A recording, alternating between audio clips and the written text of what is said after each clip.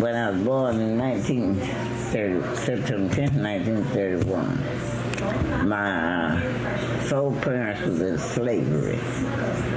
They come from Alabama to Louisiana. They was on a plantation. When they say they had a man come from England would buy the goods from the man in Alabama. He didn't like eating up with the white folks. He won't eat down in the quarters with the colored folks. So when they freed them, they all got together and wanted to know how they would know each other, if they meet each other, if they met them, because they were scattered everywhere. So my family took the name of grandma. So that's how we become grandma. And they came from Alabama to Louisiana. He married an Indian lady in Louisiana. He married to come to Texas to Navarre County. Okay. We lived in a place called Freestone County. That's where my dad and them had their land and stuff. Okay. I was born there. My daddy was a baby. Back up when he came to Texas. He was young? He was a baby, yeah. Okay, he was a baby out of family. He was they had he had four sisters and four brothers. In him as 5 boys.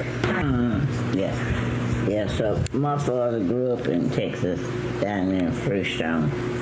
He was married before and had 5 children. So as far as your earliest memories, like what was life like when you what's the earliest age you remember? I don't know. I think I remember something when I was 3 or 4 years old. I do. I think I remember. No. I was like 2 or 3 years old. All of my first cousins, all of my half sisters and brothers was older than me. I'm the youngest thing on my mama's side of the family. I was the youngest thing on my mama's side, on my daddy's side of the family. So I was everywhere with everybody all the time because I was the baby. So, one family on the beat against the other family, which didn't keep it being taken me. And so I remember, it was great. I remember we played, I had 2 cousins that I kind of grew up. They were older than me. They were boys. One was my first cousin, the other was my second cousin, and boy that grew up with us that lived on my uncle's land. My mother and them, my dad and them, I guess it was my grandparents, had a whole bunch of land back in the day. Was it common to have land? Like you own land? Was that common? They owned it. Oh, wow. They owned it. Okay. They owned the land. Okay. And each person had his own land that they had surveyed off, I guess. Each person, and this boy lived in one of my uncle's houses. Okay. Down in the country. And they farmed land with he's from there. So we all grew up playing together. We always played together. And went everywhere, all through the weeds and talking back. He and I was the biggest. I don't know, was he older than me now, or was I older than him? We were about the same size. So the bigger one would try to run off and leave us, And we just keep going. I just keep going because I know if I told it that they went off and left us, they were going to get a whipping. Because they didn't allow nobody to touch me whatsoever, none of them. Oh, so you was under special protection? Yeah, well, my mama. Right. My mama, she acted like she didn't even know she had a child. Because nobody else tried to chastise me or tried to do nothing. They just give me and let me do it and have my way.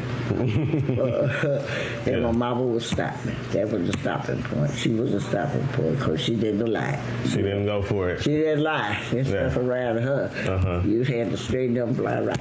Okay. So you say, okay, you live in a farmland and this is out in Navarro County? Mm-hmm. Okay. This was in Freestone County. Freestone County. That's where my dad owned the land in Freestone County. Is that on the other side of Navarro, like next to Navarro? Right. They join each other. Okay. Mm-hmm. So, all right, growing up, did you have to like go to school? Yeah. Okay. I went to school, we had a school in a church in our community in Freestone County. I went to church. I guess it was, when young, you don't think about it. I guess it was Freestone Church. It was the church. Freestone that we went to, that my dad was the superintendent of the school. And he was a big time deacon of the church, him and mama there. But they just had church like once a month. Then they didn't have church every Sunday like once a month. They would have a gathering at the school and at the church. My first teacher, I used to go, they take me to school all the time before I ever was old enough to go to school with my cousin, my sister. Oh, you was already going to school? I was already going to school. Yeah. But them, they take me to keep mama from whooping me. That's because I was bad. And they were like teenagers, big kids. Right. Your big brothers and sisters and cousins. And, big cousins and brothers and sisters and stuff. And my first teacher's name was Miss Pope. When I started the school, and then she, I don't know what she did. She left for what, but I had a first cousin. She became my teacher. We had been, it was a family of people. These cousins and things, I done live with them, stay with them with that time. So, and all of us, so it's hard to say Miss Thelma was the name, Miss Thelma Hunt. So we had a hard time, we get mad, we laugh about it, we play with it, because she'd come out a teacher, and we had to say Miss Thelma, which we had been just saying Thelma. Right, that's your cousin. Right. She was my first cousin. And like I say, I hardly ever stayed at home. I stayed at their house, my other aunt's house. See, she was my aunt's daughter, my dad's sister's daughter. And I said she had 4 children, but I only knew 3 of them. One of them had died. I stayed at their house almost as much as I did my house and my other aunt's house. And like I say, I was the only thing, and they just tells me, shit, well, I got 70 years old. I don't want to go stay with nobody's house. Yeah, okay. Because I never stayed at home. How close was your family back then? Like, they was close? Real close, yes. Like we are today. Yeah. Or closer. Yeah. I never knew that we didn't have somebody at the house. We didn't live too far from the highway. We had all kind of people. We had all kind of family. And I think my dad and them had a big farm. They raised everything. Besides cotton and corn, they raised a lot of vegetables. He grew his own ribbon cane, made his own syrup. They had gardens. They preserved stuff. We had a smokehouse where they kept sweet potatoes and mashed potatoes down there, along to preserve them.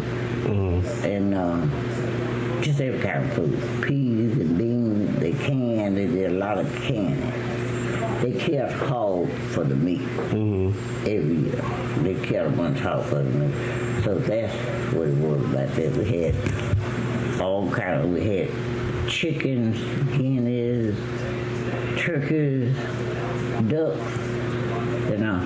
pigs, hogs, just all that kind of stuff. So y'all would have to like skin them and cut them open and stuff yourself? My dad and them would kill them and skin them up. We had a well at our house. And my aunt's husband and my dad's nephews and things, the people that lived on the farm on all that, they would all get together and come and kill that hog and cut him up and process it. And my mama them would do the sausage. They had a grinder where they grind up the sausage, they grind up this, and they knew this and that, they knew all parts of hog. And they had a smokehouse.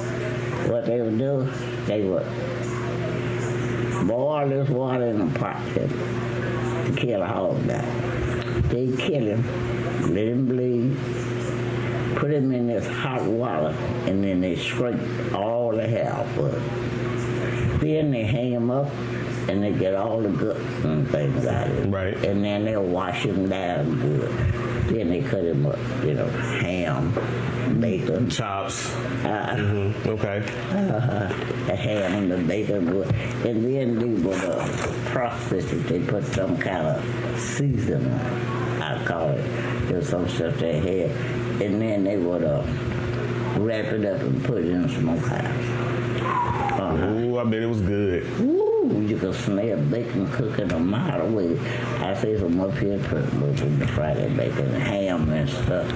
And wait a minute, they let it stay there until all the blood and stuff get out. And then they take it and they wash all that seasoning and stuff off until them blood, I guess, it kind of cured out. The hams and thing, then they hang them up and wrap them up and stuff, and they leave them in the smokehouse. Because we didn't have refrigerators, ice box, ice, and then we had, didn't nobody have no ice box. But at least we did not where we lived. You would have to make like fresh meat then. You couldn't store it or keep it. They would preserve it. They would keep it most likely from one year to the other, whatever they would do to it. They had it was a building. We called it a barn or crib or something. That's what we called it at that time. Let's go out in the smokehouse and get a slab of bacon. They go out there and get this slab of bacon. It would be slab of bacon like that, And it had a rind on it, and they would slice what they want and cook what they want. They had Joe bacon, the Joe from the bacon you fry for breakfast. Was a different bacon. They have all that reserved if they want. That was to boil with the Joe. And that was breakfast with ham, the pork part of it, or whatever. They know how to. I don't think they knew how to do it like the packing house did back then, but they know how to preserve it to do it. Right. Okay. Okay. So they would preserve it from one year to the when it started getting hot. You had to be kind of careful with it, I think. Okay. So is this like maybe what the first 10 years of your life, like you seeing all of this, going through all of this? So from birth to 10. During that time, like, because what it sounds like to me is like, it was kind of close-knit. Everybody lived together or whatnot or around each other. Did you live around white people? We lived around white people. It was like, my dad and them had their own farm, their own land. His brothers and sisters all had their own land. They had houses and stuff on it. Black people lived in those houses, but next to them, Johnny, was white people on it. I don't know who the white man was, but the people that lived there when I was there were Lindsay. They had a daughter named Martha then Helen that I used to play with. We all used to play together. And And so they were white. They lived there. Oh, y'all used to play together? I used to play with them, spend the night with them. They spend the night with me. All that. Helen was the oldest and had a sister, Martha, about the same age as me. Wow. Okay. And I grew up, we were together all the time. I spent the night over to their house. They spent the night over to my house. And she had 2 or 3 other sisters. I can't think of their name, and brothers. And there was never no problems, never? No problem, no nothing. No prejudice, nothing? I eat over to their house at their table. They ate over to my house at my table with me. And we played together each and every day, all the time I was down there. So it never, now we didn't go to the same school. Now, they was bused to school. And what I was telling you about this church, I guess it was, I don't know whether it was Freestone Baptist Church, but I assume it was. And I guess it was Freestone School. That's where I went. We had to walk to school. Bus picked them up and take them, because they went a lot further. Because they went to Samir, I guess, some other place to school. As far as them, had you at that point in your life encountered any white people? Were white people nice to black people back then? Back then they were to us. Okay. Because my family had their own. Okay. They even told me now, I don't know whether it's true that way back in the day that my family had a black plantation back in the day. Now, what I do remember, I assume I connected with this. When I can remember, we had always a lot of people, and I can remember,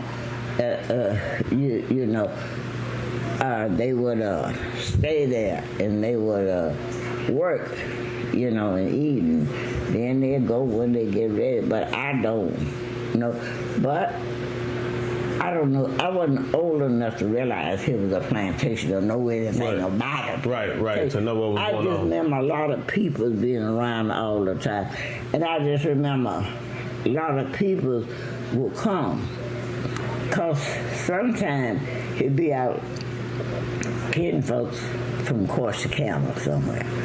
I can remember, I can relate to that. Now, I don't know what the plantations, I don't know what. I can remember some kind of stove they had. They say it's where, I guess people bought the growth of people be what. I don't know what they did. Okay. I think it was so I was born. Right, of course. And it was the bleed over, or maybe I was a baby or something. Okay. Yeah, I do remember. So,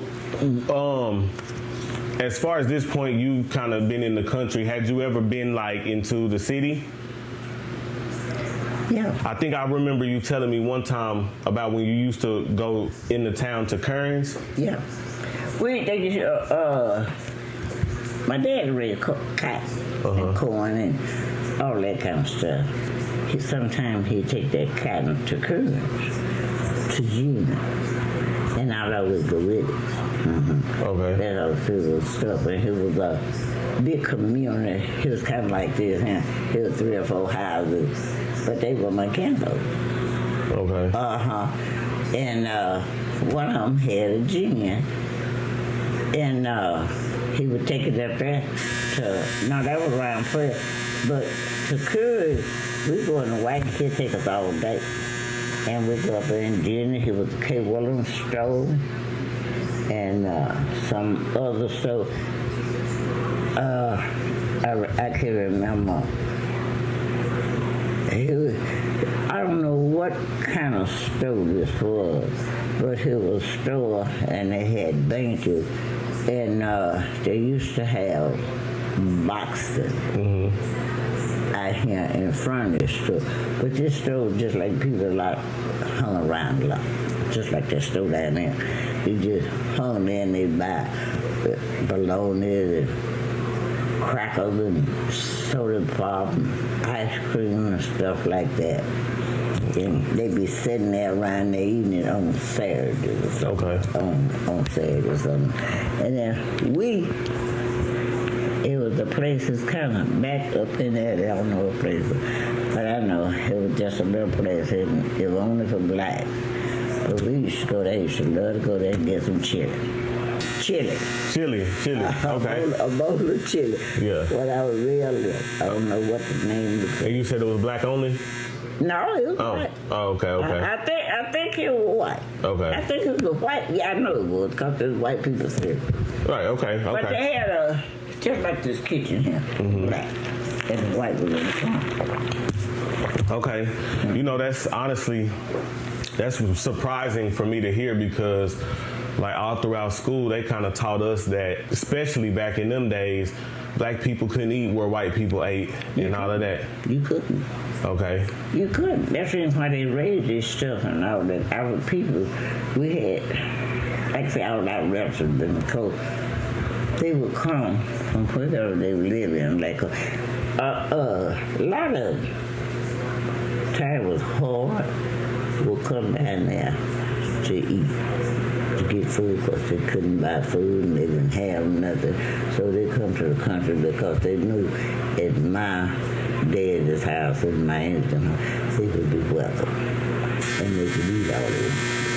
And then they would do some work if it would be done, you know. But for as money, they didn't have no money or nothing like that, but they would come down there maybe and stay a week or so. But they lived somewhere else, like Corsicana, some city or something. Mm-hmm. And it was hard. They couldn't make it. Wow. Mm-hmm. Okay. So, as far as just your time in the country, you had lived with white folks, been neighbors with them. Did you know or feel like, okay, those people, like, you know, they don't want us around or they don't like us? I think you always kind of know that you're different. Mm-hmm. But like I say, we wasn't dirt poor. Right. So we had more recognition than the average person. Mm-hmm. Because, you know, sometimes we buy stuff from them, like my dad would buy stuff like them from hay or something or something for the cows' food. Sometimes they buy something else like that from my dad. Mm-hmm. You know, and like he grew his own ribbon cake. He made his own syrup, you know, and all that. They would come and they would get that. And another thing, he and my uncle and cousin, they made whiskey, blue day whiskey. Yeah, I think I tell you what I remember about it. They had a still. See, back there when you're there, it ain't nothing. You know, you don't think about this. But this was during time of thing. I can remember them making the whiskey. I had a dog. So my cousin gave him to me, and he was a puppy. And I couldn't say whatever I was trying to say, so I called him Popsy. And so that's what everybody else just say what I say, you know what I say. But he grew up to be a squirrel hunting dog and watchdog and all that made out of my brother, my dad did. And they would take that dog with them when they would go into them steels and stuff. And then they would, when they got their whiskey ready, I remember my man used to come from Corsicana. And he may be down there like a day or something. At night, they bring this whiskey up. And they be putting it in jugs and stuff. Now, time or two, I supposed to been asleep. But I seen what they were doing. But, you know, I ain't thinking nothing back or shit. Everybody do that. Everybody had whiskey and they bring it up to the house. But this man would take this whiskey back with him. So I said they must have been making it and sending it to Corsicana for sale, making the money off of it. Mm-hmm. Okay, so pretty much, and it's funny because it's still like that today, to where, like you said, your family wasn't dirt poor, so they maybe even showed y'all a little more respect than they did the average person. Yeah. Right. Okay. you had your own. You didn't have to. So you don't have to beg, right? For, depending on. Right. That Right. much. Wow, dependency. You don't have to throw dependent. Now I remember we bought stuff from a white man we called across the river. I think his name Mr. Gillum. But oranges and grapefruit and apples at a season, because I think he supposed to have it from Florida, but he lived across the river from where we live. And they will buy flour, meal, and sugar. He had something like that. Okay. From him. But he was down in the country. We was on one side of Trinity River, and he was on the other side of Trinity River. Okay. Trinity River run all the way down there? Oh, wow. Okay. Because he was in their place called K. Husey, and we was in Freestone. So you grew everything but that. You know, and I can remember making corn for cornbread. Right. When I was down. And all of that when you run out. Now, let's transition into, when you moved from there to here to Fort Worth. So, do you remember, like, when your parents told you, like, hey, we moving to Fort Worth? Well, yeah. I tell you what happened. Something happened. I think my daddy or somebody had borrowed some money on the land some years ago, and he lost it. The land. A man, John Connor from Dallas, supposed to come in there and sweep up and bought all the land from most people. Okay, but my dad supposed to lost it. We moved over in another place for about a year. Then that's when my dad came to Fort Worth. That was in about 39. So I went to come to Fort Worth. Okay. And he came to Fort Worth, got a job. Got a place, and he come back and got mom. I stayed because school when I with this Amy. I told you there was a school teacher. My first cousin was school. Her daughter was a school teacher, but that's my dad's sister. So I had to live with them for about 3 months while my daddy and them get organized. So when they got a house, it was 1941.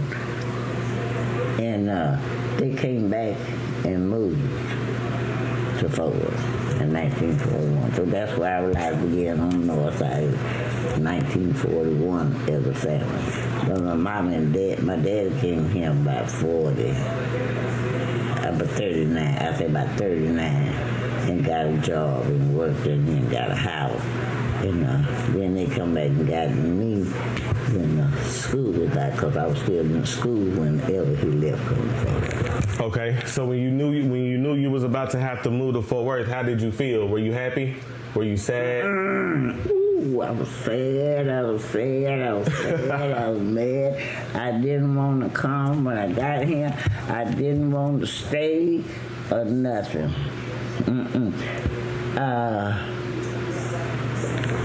My auntie, like I say, and she had her son, her daughter.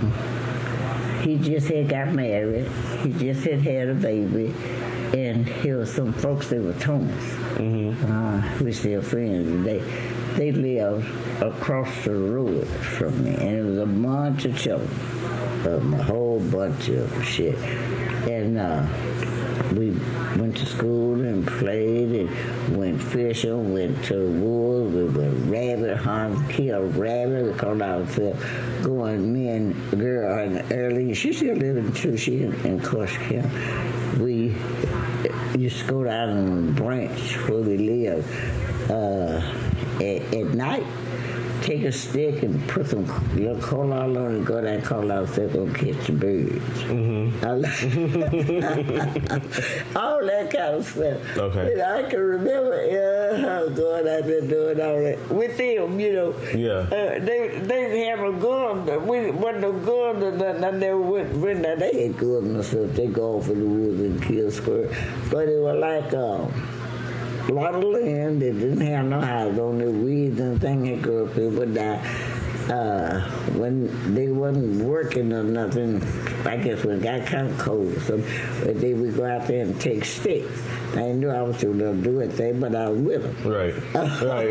So They go out there and kill rabbits. You catch rabbits in the nest, and kittens and stuff. Yeah. Okay. So, you saying you didn't do that here in Fort Worth, right? No, you go back out there and that was back down there. Right. So so you all of that made it to where you was mad that you had to move to the city.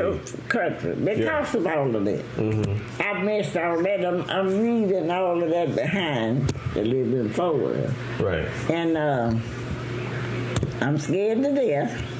I ain't had no brother, no sister going to school with. All you ever hear in the country are city children bad. Are they bad? They do this, here. So, for nobody with me, so that made me kind of scared. Okay, but we moved somewhere. I believe it was like March or February, March something. They made me go get, my dad them took me and made me go get, school was out where I come from. They took me, he was downtown Fort Worth, and got my vaccination, and shot whatever he had to have, and I had to go back to school. Wow. So I know you was mad. Yeah, so I was never mad. Yeah. And I didn't know nobody. Right. Yeah. Oh man. So you complete a school year. Yeah. Think you finna get out for the summer. Yeah. And then got a back door and go right back to school. Yeah. Because everybody around them, they was going to school. So they took me downtown and got my vaccination. I know I got a vaccination. I don't remember no shot. I don't know what I got, but whatever I got enough to school. Right. And so I went to school until that school was out that year. Oh man. Okay. And you said this is 1941? Okay. 1941. So what, do you remember that, well, you was in elementary still, huh? Yeah. You was still in the 5th or 6th grade at this point? I think I was in 3rd grade. 3rd grade, okay. Okay, yeah, because you only 9. Only 9. I was in 3rd grade. Okay. So you move here to Fort Worth. What's some of the things that you notice is different, like about Fort Worth versus living in the country? Oh, it was like this here. After I was here 2 months, and I went to school. At the end of the school year, I had a rough time. But after that, I got to know people. I got to know kids to play with, neighbors, and and everything was close. You went to church every Sunday. You didn't go once a month, and you got to wear your clothes and you got to play, and there was so many different things. I was able to walk in just over the store, like we wanted paper dolls, or you wanted an apple, or you wanted something else, you were close, for that reason. After that, then you couldn't tie me back down there. Oh, you didn't want to go back down there no more? I didn't want to go back down there after me. Yeah, oh man, so you went city girl quick, huh? City girl. Yeah. Okay. You said you on the north side at this point, right? Mm-hmm. Okay. So what is the north side like around this time, like from you growing up from maybe, let's say, elementary going up to high school? Oh, we went to school, everybody, and there wasn't as many houses as it is now, and when we first moved forward, we didn't have electric lights, we didn't have inside toilets, and it was just a house more like in the country, and it was the city. Only thing, a half a block from over there, it was a little neighborhood store, and later on in the years when I got big, he became a store in a teenage place. She had a room built up where she just had a jukebox, and then we'd go in there and dance, and she sold soda water and peanuts and kids stuff mostly. And she sold other stuff too, but for the kids and stuff. And it was great. You knew everybody. Because you went to school with everybody. You went to church with everybody. We lived up on Worth Hill. Mm-hmm. You went to church with everybody. You went to school with everybody. You went to church, so you were getting to know everybody. You getting to know who they were, and all that kind of stuff. So I played softball. I ran track. For your school? At school. Okay. And girls and like in the neighborhood. It was just plenty people around. And my auntie, she lived in Sweet. You remember in Sweet? Mm-hmm. Yeah. Okay, Sweet house was in front of this store in Cassie. So I could stay in Sweet, never had any children either. So I could stay in Sweet's house when everybody got ready. So I could stay up there and look across the street. If they didn't let me go across, I'd go across there and dance. And I used to love to dance. Mm-hmm. I still do. I just can't.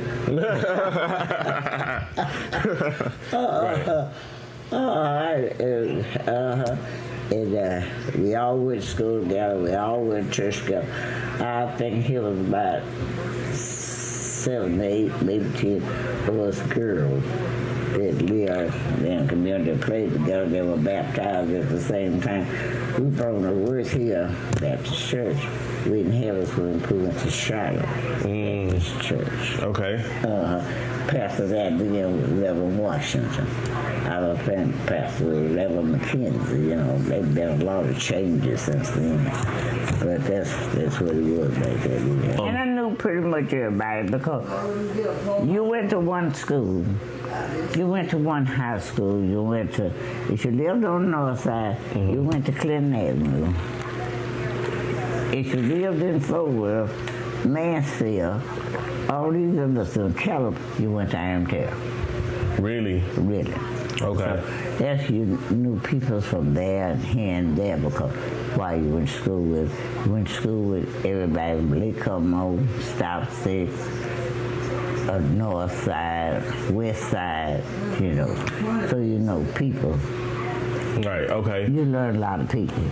Right, so as far as like shops, are there black-owned businesses back then to where like a black man owned this store or he owned this? There was a black man owned gas station. Oh, wow. Down there. And on north side where we live, they was Thomason.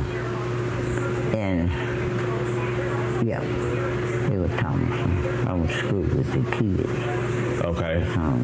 And Bill McDonald moved on a lot of stuff on the south side. Okay. And you probably read about him or something. But, I knew him from living, and all that kind of. He owned a lot of stuff on Ninth Street. People owned black business, they owned restaurants. And it was not that they didn't know the priority, but they always told me it was what you say, a big theater. Like y'all go to this theater here, this here is a ballet.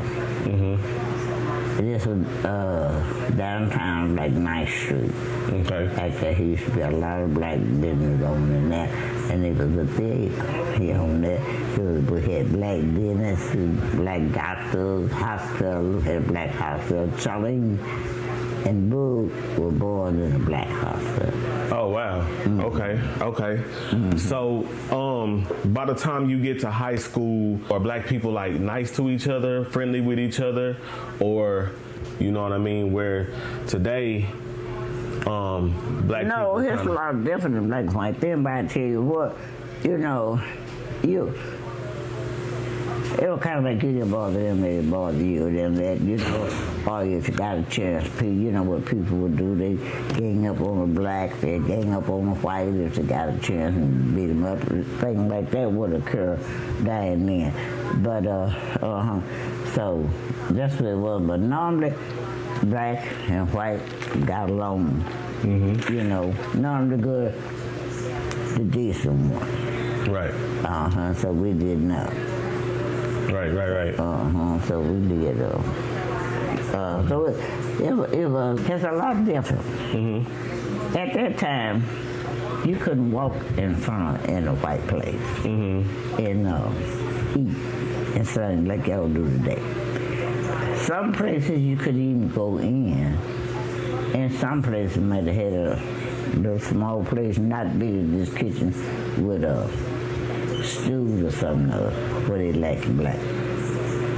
I worked in the packing house district on the north side. Mm-hmm. Not in Swift, it was City, Morrill, and Blue Bonnet, and them areas. He was the man built it, Casey, and say him. I don't know this kitchen from here to here. They had a bar, bar like this kitchen came in, and that's where the black is. The white is up front. Mm-hmm. And they had, the kitchen was in the middle, between these two, and the black over here in the kitchen, but the kitchen was in the middle. And that's where the black ate, until one guy, that guy made a big ear shot at it, got on their ass, and brother, they didn't want to first do it, but they had to do it. He was T. Allen, and Carlin growed over this chipper and stuff, made. But I worked there, I bet it was 10 years or longer. 10 years or longer. That happened. Right. Before they ever integrated. Okay. Well, So, but by the time they integrated, you was already out of school, huh? Oh yeah, I was working. Yeah. I was working there. I worked there. I worked there too. I was working at this place. Oh wow. I was doing this. Oh wow. Okay. I worked there. Okay. So let's talk about that. Let's talk about that because that's an important time. During that's the way it was anywhere. If you went, it was a black and white. Black was in the back, or else you had to go to the window. In order your food to get to go, you couldn't go in and sit down and eat. And is that, let me ask, but you couldn't go in Calvin right. at the time. Is that like here in the city, or is that it? Was here in Fort Worth on the north side, on north side Fort Worth, and all over town. Mm-hmm. See, I worked out on East Lancaster, across from the bus barn. The place was named Casserole. Mm-hmm. No, Cotton Grill. Okay. He had a back end for white. I mean, a big front for the white, and a little small black end for that, but he did have some tables and boots back there. This other place on the damn I worked for, they just had stools and handles until later years. Till this T. Allen got on and, in big retro, so the man just went on and opened it up. He didn't change it, but you could go up front and eat, or you could eat front back. But this place here, out there on Lancaster, we fed that people work for A Branch, Bean Company, Furniture Company, Rainstyle Bean, and the people that drove the bus. Okay. The bus company people. And it was an Aces Fence Company. Those were the main people they fed because they was in there every day. That was 52, 53. Okay. 53, 52. About 50. Okay. When did 52? 51, 52. When did you get your first job? How old were you when you first started working?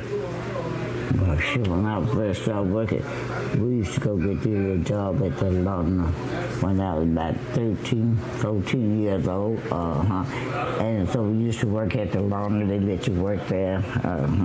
Okay. And I used to work it. Back in the day, when I was younger, I just go get me a job till I make me enough money and I quit. I work it. You make. I want to buy something. Yeah, so you'll have like maybe a pair of shoes in mind, and so you say, you know, I'm gonna go work. Outfit or something, a coat or something. She ain't gonna work back. Yeah. Okay, so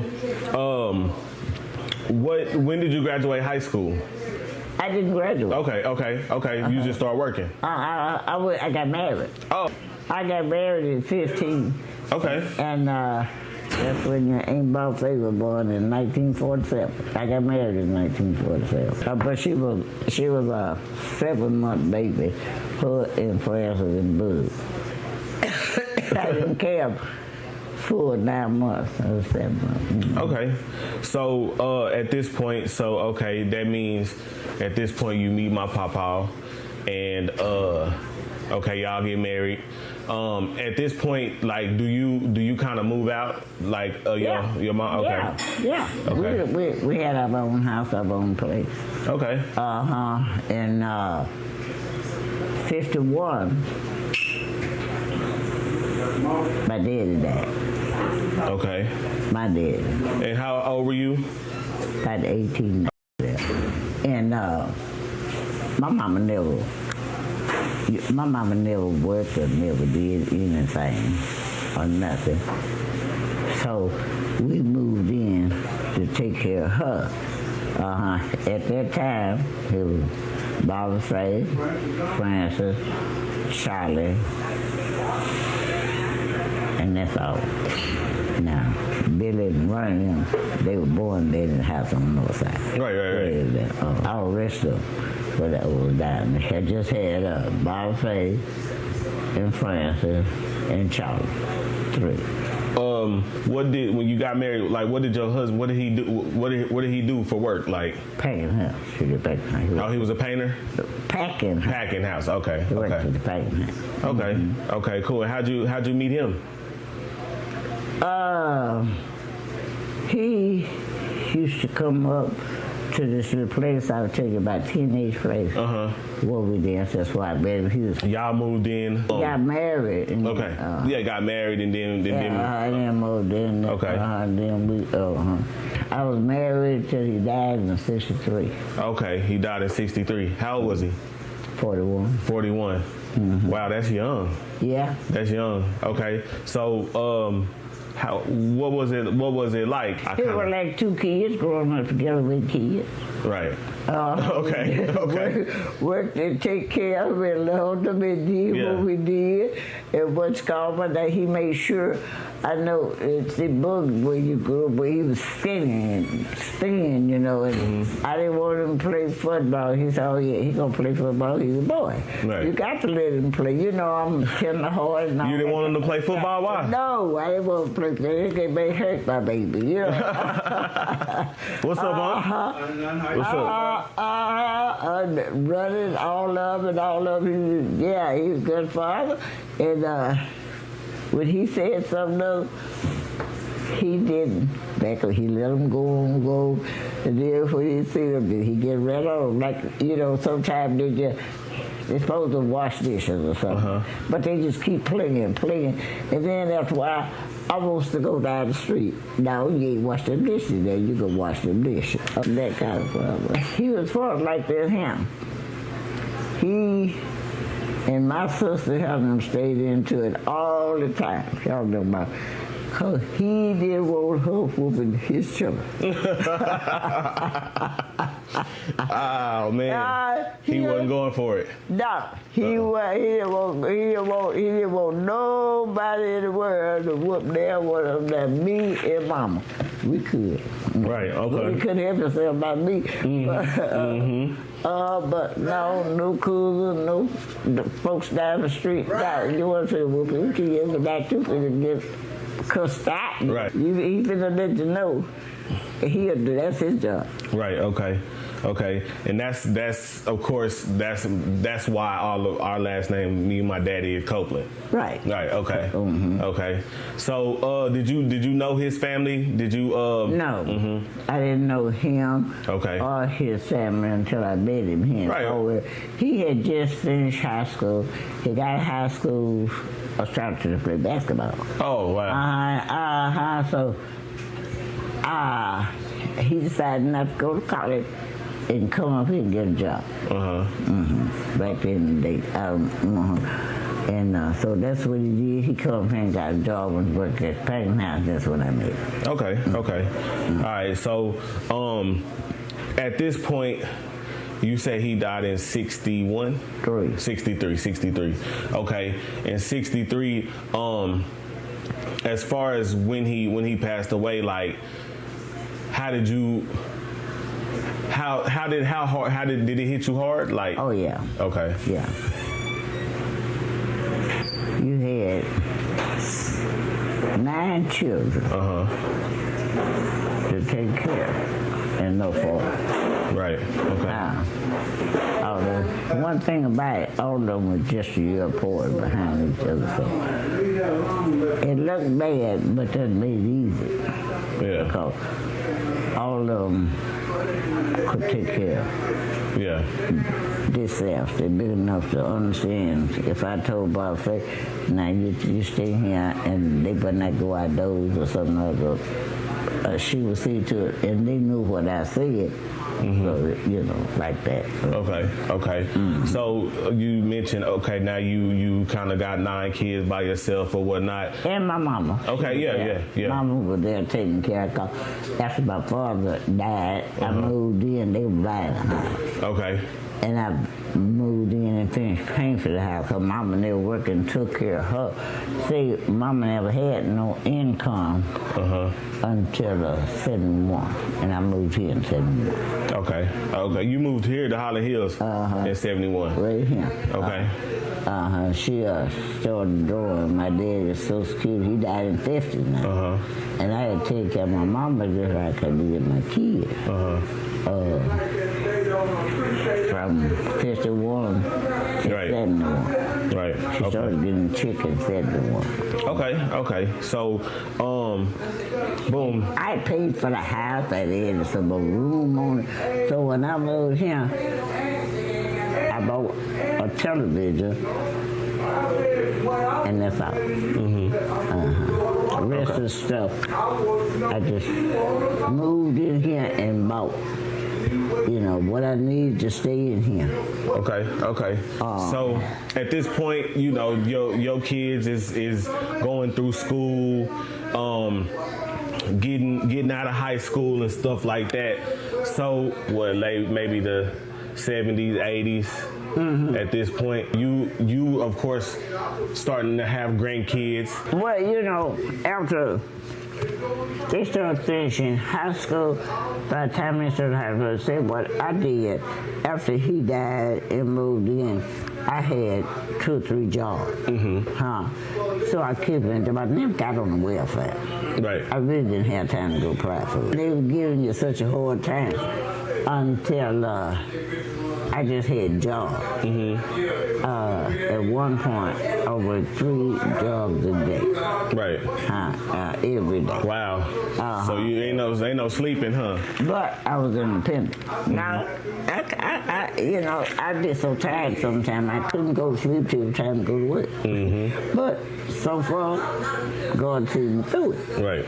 But they graduated, they stayed in school and they graduated. They had Pookie when she was in the 11th grade. That's your first grandkid? That's your first grandbaby? First grandbaby. Okay. And then she wouldn't say I wanted to go back to school. She gonna join Job Corps. I let them people come out there and talking after her. I said, shit, girl, you want to go back to school, you're going right over there where you left from. And boy, she really didn't want to go, but she didn't want to put no burden on me no more, I think, because she had Pookie. She said, Pookie gonna stay here with the rest of them. Right. So she did. She went to work. She finished school, Francis. That told her to finish with Francis. Okay. So both of them had to finish at the same time. So then Book finished, and then Billy finished and all that. Billy really didn't finish. Billy was going to school and never reached his school Right. in the 12th grade. And so he didn't have enough credit, but he went to the 12th grade. Okay. So real quick, who your youngest child? Paul. Okay. That's the Uncle Paul, the baby. Okay. So boom. They finish in school. Pookie is your first grandkid. Yeah, Pookie just like Buffy and Book, him Pookie just like he would like they were. They like to look at television. They said Pookie up there look at television, and Pookie sat up there look at television with them trying to make them go to bed. Oh, that's funny. Okay, so but they had a good time. I tell you what, they get in there and they fight each other. Then somebody across the street come over and hit one up. Oh my God! Right. Damn, you just got through trying to kill him. How come so here, boy? Yeah. So all right. So around this time, we say this the 70s and 80s. As far as you already live over here in Highland Hills, right? Highland Hills, from what I hear, was back, especially back then. It still is, but was like a kind of a nice area. No, like a nice. Here was a really exclusive era then. Nice ghetto. Just like any place else. But look at what is it, 50 years old or something like that. And so and they built up so much more convenient places around here. But here's still some nice houses. It's just people don't keep up their yards and their houses and stuff. So it's just like the ghetto now. Right. So back then, of course, in the 70s and 80s, Highland Hills was probably nice. But what about the north side? Is the north side starting to change? It was, you know what? The north side was steady going down.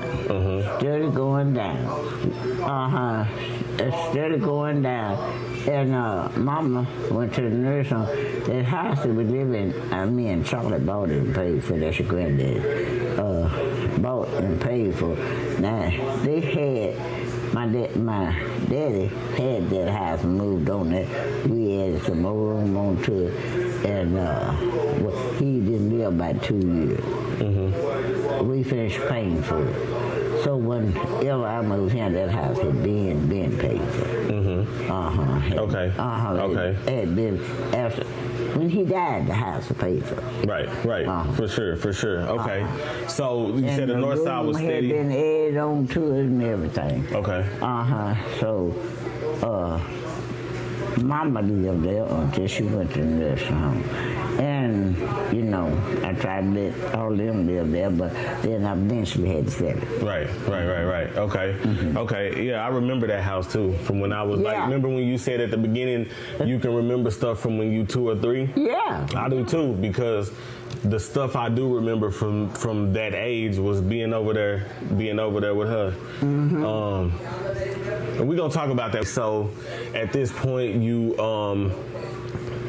said the north side is just going down and down. Is that what made you say I'm moving over here? It was. But now, I go away, I have to look up and read the street to see where I am.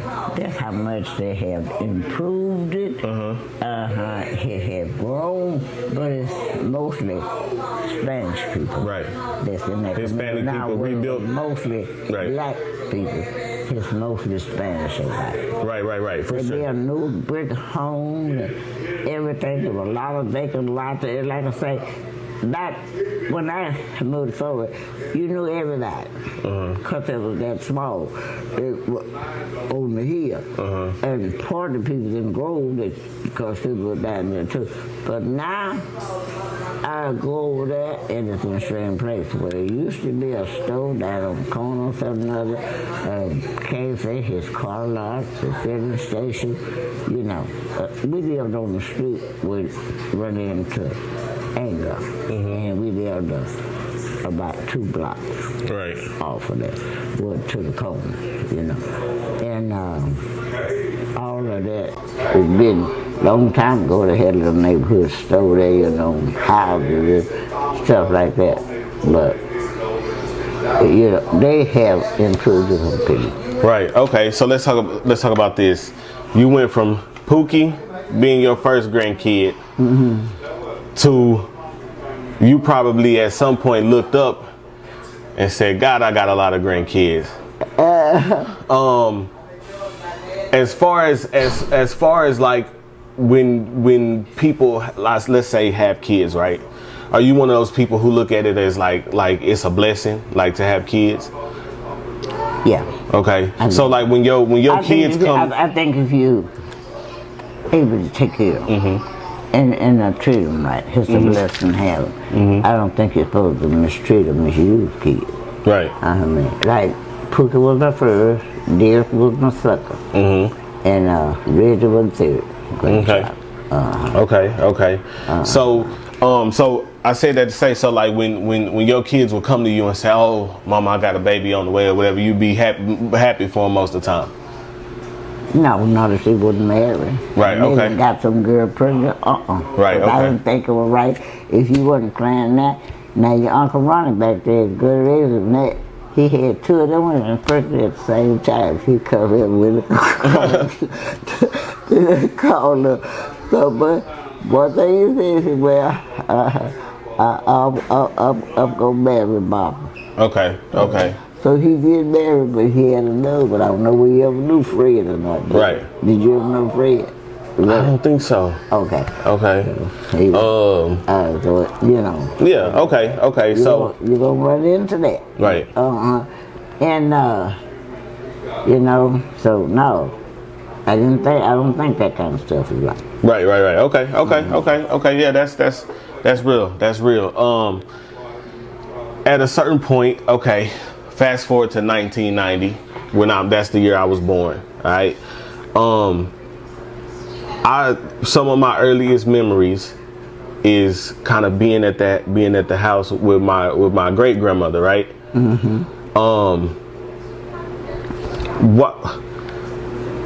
I don't remember no other kids being there with me though. There wasn't no other kid there with you.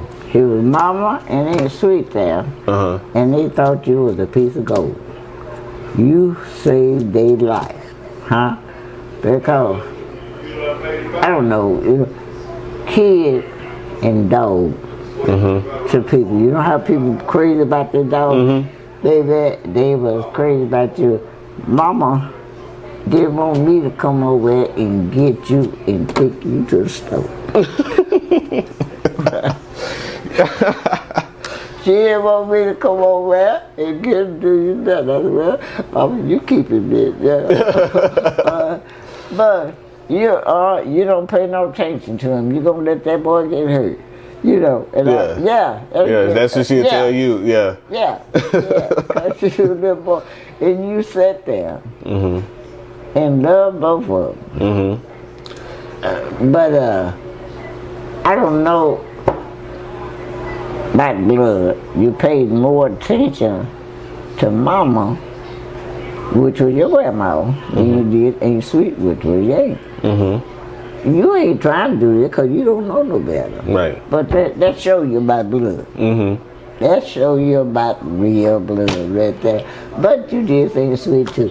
Oh, you wait on them, what you could do, and you pretty good. You pretty good. You go get stuff for them, you know, and stuff. Y'all want some ice cream and stuff, and little stuff. Everything you could do, didn't have to move. Yeah. You would do it, and you was a smart little boy. Yeah. And you knew how to do this stuff. That you were doing for them. They was old and they didn't want to get up or something. They tell you, baby, go do this and go do that. And you might say, where grandma? Where's so-and-so and so-and-so? Oh, okay, here, I see it. Yeah. And here, you know. Wow, at 3 and 4 years old, huh? Yeah. What I was gonna say? No, I remember. I think my Uncle Paul told me I used to answer the phone for her. Yeah. Everything. Bring her the phone. Answer the phone for her, kept phone too. Right. Okay. I remember that, and I used to always think like, man, why wasn't Kelton or Coco there with me? Like, why was it just? You were there by well, Kelton wasn't born yet, and Coco was probably with my mama or whatever. Oh, Coco, I think with your grandma. Yeah. Okay. I remember Coco with your grandma. Yeah. Okay. She was with your grandma. Yeah. And you was over there with your great grandma. Yeah. I remember that. She used to. Anytime I smell or eat like white rice with the butter and sugar, it remind me of being over there. That's right. It remind me of sitting over there. You're right, because you know what? Mama loved the rice. I bet you had rice, oatmeal, or grits every day. Yeah. Pretty much. I remember. For dinner you had some kind of steak. Of beef or something. So Mama could cook steak on the honey. Here she cooked them steaks so tender. They could real thing. I don't care how tough it was. But she, Mama had them steaks where you could cut them out and she didn't care about a lot of pork. So she cooked a lot of beef. Yeah. Okay. Yeah, so she didn't really eat pork like that. She did. She didn't eat pork like that. Okay. No pork, mostly some kind of beef, cooked some kind of. Right. And tea cake. She make a lot of tea cake. Oh yeah. So, at this point, you know, we kind of in the present days, right? And we in the present days, and you kind of, you know, you done told me some of the best, some of the wisest stuff I've ever heard. Like, what would you say? Out of all your years on, like, what are the main lessons like you learned? Like, right. Try to do right. I find that in life, if you treat people right, they'll treat you right. Don't take no wooden nickel. Now you got to know, some people you can't fool with. You don't have to fall out with them. You be friend to them from a distance. You know, like you see them, they walk in here now, hey, how you doing, you know, and so on, so. But you get away from it. Most likely, I don't want nobody coming in my house like that, but if I don't like them, I don't trust them or something. I see them on the street, I speak and laugh and talk to them for a little while. Because you know they ain't right. You already know they ain't right. If you ain't no use to getting involved. So what's the conversation about? What you gonna talk about? Right. I see. Right. Okay. Man, I treat everybody like you old man. Be treated, you know, and be fair and honest. Fair and honest. Okay. What about like? Because you know, honestly, right now I feel like we're in a time where a lot of people are. Not even just financially, but mentally, they struggling. Like they struggling mentally. They, you know. Well, a lot of people, they don't know who they are. Right. They have. You go through life. You go through a minute change. You wonder this right. You wonder should I do that? Wonder should I go over here? You know, something. So, for you sit down and do that, figure out what's the right one. What is the right one that you're going to do right, you're going to be right by? You know this one is a fly by night. Huh? You know this one ain't going to last long. So you find something you feel like going to stick with you. It may not be what you like. It may not be what you want. But that's the best for you. That's the best for you. Now, you know, you can rough it or tough it in the way you want it. Sometimes you make it right, but sometimes you don't. Right. So you got to know you might lose, you might win. Right. But I want to try it. Okay. But man, thing, this, you ain't got no guarantee on nothing. You ain't got no guarantee on life. You put in your best shot on whatever you feel like you want. You want to continue with, huh?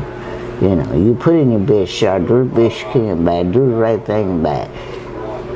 Then if it don't work, you know what, you don't even regret it that much when it's done. Because you know why? You did all you can do. Right. To preserve it, to keep it, to make it last. And if it didn't last, it just didn't last. Right. You know, because I tried. Right. So it's gone, and you know, shit, I just wave my hands and goodbye. Okay. Okay. That's kind of weird. But main thing, you be right to self before you try to get the beating out of somebody else's life. Right. Okay. Okay. Stay straight yourself, and then you can it's just like you ever talk to people, and the scripture said this, you know. I read the scripture and they quote the scripture to you and all that kind of stuff. But okay, are you doing what you reading and telling me? Because I can read the scripture too. Huh? But am I doing what I'm going to sit here and tell you what the scripture says? But am I doing? So why should you listen to me? You can read it for yourself and figure out your own determination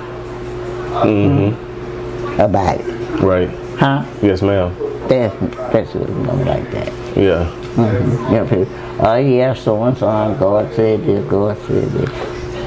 But is you doing it? Right. Huh?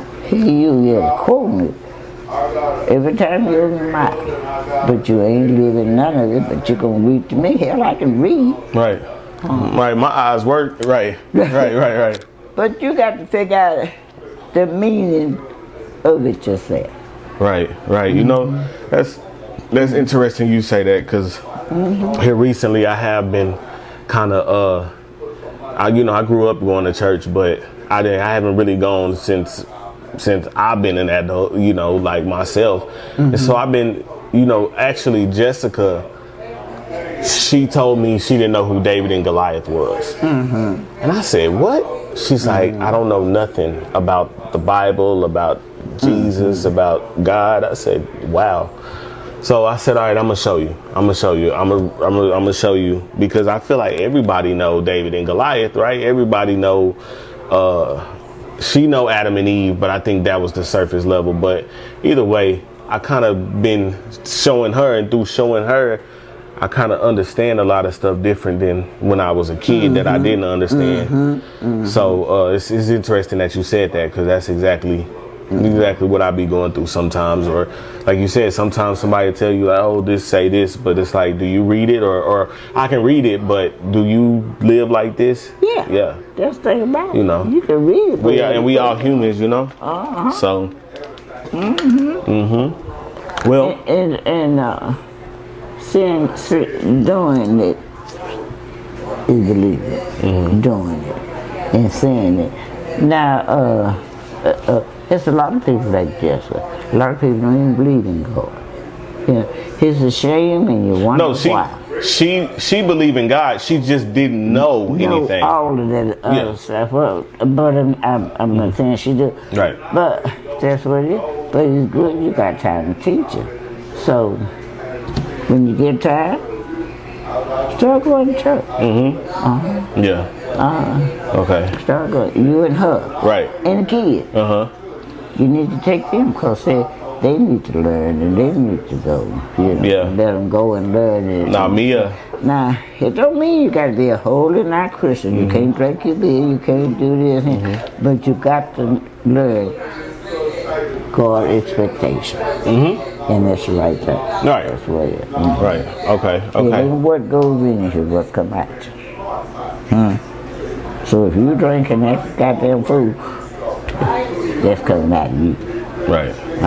If you drink, get drunk, go somewhere lay down and sit out or shit your mouth or treat people like you up. But if you're going to misuse people, you just let it alone. Yeah. But you can drink it in peace, drink it in peace. So you can do, he drank the wine.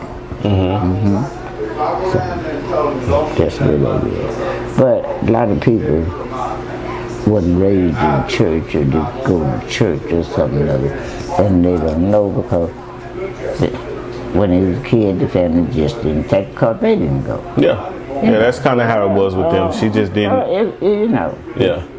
I went. I didn't like going. Is she shit, I didn't either. Right. You know what? When I got grown, I went to church so much. Shit, when I got grown, I didn't go to church for about a year and something other. But somehow nothing there was right. Right. There could something always be off, or I'd be feeling different. I'd be something, you know. It wasn't. Because I raised in church. Mama was a big missionary. My daddy was a big deacon, and I had to be there all the time. Yeah. So that's why I hate it. Right, me too. I had to be. Because you had to be there. You had to be there, yeah. I had to be there. And you don't quite understand it. And don't quite understand it because you're too young. Yeah, you're too young. Your brain can't but even do it. But you know what? Nothing never seems right. Then I got back to going to church and kind of doing a little something around there. Got back to me. We do kind of shame when you first start back to going and stuff. Right. Yeah. You kind of feel kind of left out of place or something. But then, you know, after you go through something, then I'll let leave. Yeah. Okay. Well, man, I want to thank you for giving me some time today, Grandma Cat. Right. I always, you know, growing up my whole life, you always been willing to sit right here and teach me anything I want to know. So, you know, I was like, I got to get it on camera this time. I love all of my grandchildren. Yes, ma'am. You know, and I'm so thankful for them. And in that, I get reward for them because I ain't got none that I can call on if I need them. Right. And and that's a blessing. Yes, ma'am. A lot of folks don't even know they're grandkids. Don't even fool with them. Right. You know, and all that kind of stuff. I love all my blood children. Yes, ma'am. I don't care what to do. And I don't like everything. I don't like everything you do, but I can never quit loving you. Yeah. Right. For sure. Yeah, that's one thing that's always been for certain. Yeah. And that's how it is. Yeah. And when you get ready to go back to church, take your time, make up your mind. Yes, ma'am. Yeah, that's what you do. Y'all, you and just get together, make up your mind. We're gonna go to church and take these children. It's something you need to do, but you got to do it on your time. Right. What I mean by your time, when you get ready and comfortable with it. Right. Yeah, because that's when it's gonna be that's when I'm gonna have the best chance to stay in it. And when you go, don't go Easter. Right. To carry the children to show the Easter basket. Right. You have to go and find something to do in church, sing in the choir, work somewhere in the church. You know what? They record church and they, I might can work in the camera crew or the sound crew. Right. Yeah. That's right. You can work anywhere. Yes, ma'am. Okay, I'm gonna end it right here. Thank you, Grandma Cat.